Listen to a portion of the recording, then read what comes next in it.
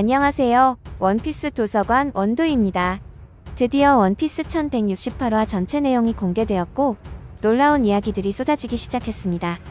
하얀 눈이 쌓이던 엘바프의 어느 날 거인들의 나라 긍지 높은 땅에는 우리가 미처 알지 못했던 슬픈 이별과 권력의 어두운 이면에 감춰진 잔혹한 계약의 역사가 눈 속에 파묻혀 있었습니다. 1168화 엘바프의 눈이라는 제목의 기록은 총 15페이지라는 비교적 짧은 분량이었지만 당시의 긴박함을 보여주듯 일부 장면은 채 완성되지 않은 거친 펜선으로 남아있었습니다. 하지만 그 거친 선들 사이로 드러난 진실은 너무나도 선명하고 또 비극적이었습니다. 오늘 우리는 평화를 꿈꾸던 현명한 왕 하랄드가 왜 스스로를 성의 기둥에 묶어야만 했는지, 그리고 그날 아우르스트 성 안에서 벌어진 참혹한 대학살의 진실을 하나하나 파헤쳐 보겠습니다. 비극의 서막은 엘바프의 내린 눈과 함께 찾아온 왕 비이다의 죽음이었습니다. 당시 거인족의 대외 이미지는 하랄드 왕의 성공적인 외교와 해군 거인들의 영웅적 활약 덕분에 전 세계적으로 개선된 상태였습니다. 마지막 임무를 마치고 돌아온 하랄드는 병상의 아내 이다를 지극정성으로 돌봤습니다. 이다는 곧 엘바프가 세계와 연결되어 다시 함께 모험을 떠날 수 있을 거라는 남편의 말에 마지막 희망을 품었습니다. 하지만 그 희망은 끝내 닿을 수 없는 꿈이었습니다. 서로의 손을 맞잡으려던 그 짧은 순간 이다는 힘없이 숨을 거두었고 하랄드와 아들 하이루딘의 우열 속에 엘바프의 눈은 더욱 차갑게 쌓여만 갔습니다. 반면 또 다른 아들 로키는 술 마을 파괴 사건으로 명계의 수용소에 수감된 채 차가운 감옥 바닥에서 어머니의 임종을 침묵으로 견뎌야만 했습니다. 하지만 저는 하랄드 왕의 과거 행적을 쫓던 중 14년 전 세계 정부의 심장부에서 벌어진 아주 기이하고도 충격적인 사건 하나를 포착했습니다. 당초 신의 기사단으로 내정되어 있던 인물은 하랄드가 아니었습니다. 바로 붉은 머리 샹크스였습니다. 하지만 샹크스는 승진 직전 돌연 종적을 감췄고 그 기회는 차순이었던 하랄드에게 넘어갔습니다. 오로성의 안내를 받아 도착한 곳은 성지 마리조아의 허의 옥좌가 있는 방. 하랄드는 그곳에서 엘바프가 세계 정부의 일원이 된다면 왕위에서 물러나겠다는 순수한 뜻을 밝혔습니다.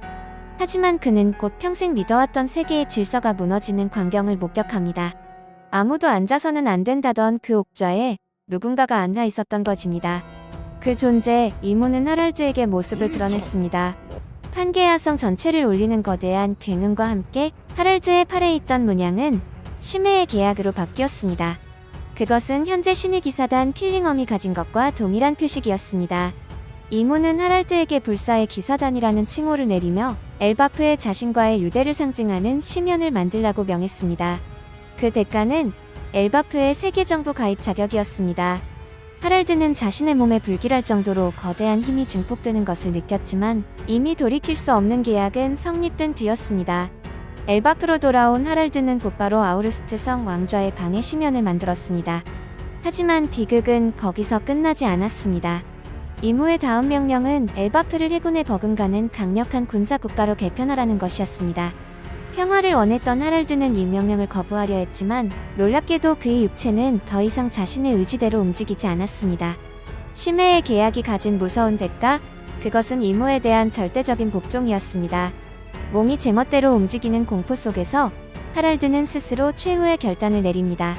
그는 병사들에게 자신을 성의 기둥에 결박하라고 지시하고 원로 야를과 아들들을 긴급히 호출했습니다. 당시 하이루딘은 바다에 나가 있었기에 감옥에 있던 로키와 야를만이 영문도 모른 채 성으로 소집되었습니다. 그리고 1168화의 마지막 페이지는 검을 든 하랄드 왕의 초상화와 함께 끔찍한 결말을 예고하고 있었습니다. 그리고 나레이션이 등장하죠. 그날 그 성 안에서는 거대한 대학살이 벌어졌습니다. 가장 지혜롭고 존경받던 왕 하랄드는 그렇게 자신의 성에서 비극적인 운명을 맞이했습니다. 아내를 잃은 슬픔이 채 가시기도 전에 자신의 몸과 영혼마저 절대적인 힘에 저당 잡혀야 했던 비운의 왕 하랄드. 그가 스스로를 기둥에 묶고 아들 로키를 부른 것은 어쩌면 폭주하는 자신의 손으로 나라를 망치기 전에 차라리 아들의 손에 죽기를 바랐던 아버지의 마지막 선택은 아니었을까요? 14년 전 사라진 샹크스, 그리고 그 빈자리를 채우다 파멸을 맞이한 하랄드. 세계정부라는 거대한 어둠은 평화를 꿈꾸던 거인들의 손마저 붉은 피로 물들였습니다. 이제 기나긴 회상이 끝나고 이야기는 다시 본편으로 돌아갑니다. 과연 그날의 대학살에서 살아남은 로키는 감옥에서 풀려나 어떤 광경을 목격했을까요? 그리고 아버지를 죽여야만 했던 혹은 죽는 모습을 지켜봐야만 했던 아들의 분노는 어디로 향하게 될까요? 저는 최근 공개된 그의 행보에서 도무지 이해할 수 없는 몇 가지 의문점을 발견했습니다. 로저 해적단의 견습생이었던 그는 왜 로저가 기다리던 때가 아닌 지금에서야 원피스를 가지러 가겠다고 선언한 것일까요? 그리고 그가 성지 마리조아에 출입할 수 있었던 진짜 이유는 과연 무엇이었을까요? 우리는 샹크스의 감춰진 15년, 그리고 그가 그리고 있는 거대한 계획의 실체를 추적해 보기로 했습니다. 먼저 우리는 원피스라는 보물의 정의부터 다시 생각해 볼 필요가 있었습니다. 해적왕 로저는 마지막 섬 라프텔에 도착했을 때 보물을 눈앞에 두고 눈물을 흘리며 웃었습니다. 그리고 이렇게 말했죠. 우리는 너무 빨랐다. 이것은 무엇을 의미할까요? 어쩌면 로저는 원피스를 발견했지만 시기가 맞지 않아 가져오지 못한 것은 아닐까요? 혹은 원피스라는 것이 단순한 재화가 아니라 특정 조건이 갖춰져야만 완성되는 무언가일지도 모릅니다. 그런데 흥미로운 점은 와노쿤이 편이 끝난 직후 샹크스가 보인 태도입니다. 그는 마치 기다렸다는 듯이 슬슬 가지러 가볼까라고 말합니다. 이것은 샹크스가 원피스의 위치는 물론 그것을 손에 넣을 수 있는 정확한 타이밍을 알고 있다는 뜻이 됩니다. 저는 샹크스의 핏줄에 얽힌 놀라운 사실에 주목했습니다. 그가 천룡인 중에서도 무력을 담당하는 신의 기사단 피거랜드 가문의 핏줄이라는 점입니다. 그가 15년 전 성지 마리조아로 돌아갔던 시점에 주목했습니다. 해적으로서의 삶을 살던 그가 왜 굳이 적의 심장부인 성지로 돌아갔을까요?